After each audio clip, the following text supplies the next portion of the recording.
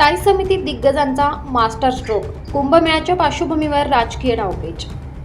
दिग्गज आउट, नवे चेहरे इन, स्थायी समिती निवडीत मोठा राजकीय उलटफेर.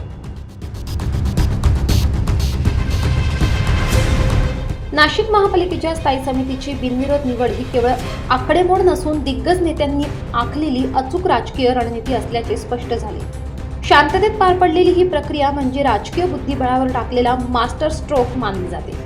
महापौर हिमगौरी आहेर आडके यांनी नावे जाहीर करताच महापालिकेतील सत्ता समीकरण उघड झाले.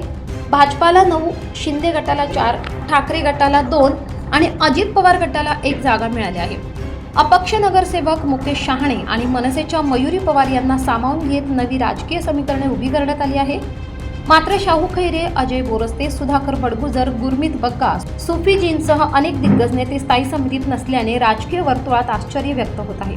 यामागे आगामी सिंहस्थ कुंभमेळ्याशी संबंधित कोट्यवधी रुपयांच्या विकास कामांचा हिशोब असल्याची चर्चा आहे. आता सभापती पदासाठी भाजपमध्ये चुरस रंगणार असून नाशिकच्या राजकारणात पुढील काही महिने सत्ता संघर्षाचे नवे पर्व पाहायला मिळणार.